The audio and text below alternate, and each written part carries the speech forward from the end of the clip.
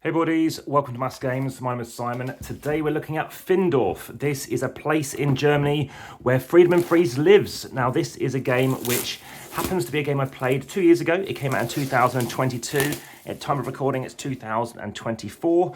And yes, this is a place in Bremerhaven, where Friedemann Friese presently lives. He used to live in Petershagen, about 12 kilometers away from where my wife lives.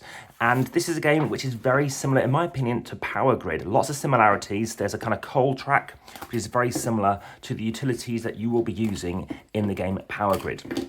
It's slightly shorter though, 75 minutes to play. It's a 1 to 5 player game. This particular edition I happened to find on the website of Rio Grande. Now, funnily enough, if you go over to this image, this is not the Rio Grande River over in New Mexico, but in north of Germany.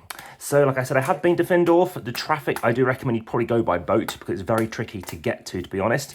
It took over 20 minutes to get through the centre of Bremen, which is known for, amongst other things, its beer as well.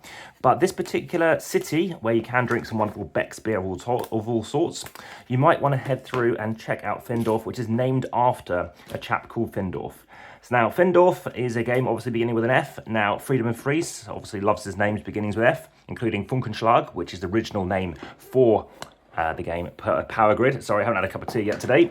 And you might want to notice that this has 3 Fs in it. So he's really interested, not just 2F Spieler, who happens to also publish this game both in English and in German. But as you can see, this is just the English version only. Found in North America, and I think they might even have the license, I'm not sure, for the UK market too. But as I have American addresses too, I thought I'd try out ordering there. And you might also want to check out my Instagram photos so we can see how well things have been packed. So like I said, it's a 1 to 5 player game. I might even try this solo. If you want to check out other videos by Friedemann Friese, make sure you check out my playlist for that. You'll find games such as Finished on there, which is a solo only game. You'll also find other games coming to the channel soon, also by Friedemann Friese and also by Rio Grande Games. So make sure you Google AmassGames and Rio, and I'll make sure that there will be a playlist soon rather than later. Apart from that, you also might want to check out my How to Set Up Play and Review playlist, because this will be going in there once, of course, I've made that full video. But for now, it's going in the unboxing, teaser, trailer, preview, over video playlist. So you can see I'm just doing some punching now. I don't have to do it. It's giving me a bit of a light entertainment as I'm struggling to come back from the Spiel Essen Fair over in Germany with a bit of convention crud, which does happen not every year, but happens occasionally. In this case, it turns out to be where I was staying. The son of the owner was rather unwell, and yeah, it seems like it's just kind of crept across to me. So there are lots of different buildings in this. There's a bit of a race element to this game too. I do notice the only kind of negative I found so far is I thought potentially that once you get these bigger buildings, you might win the game. But then, of course, once you know you need to go for the bigger buildings, it's kind of level playing field.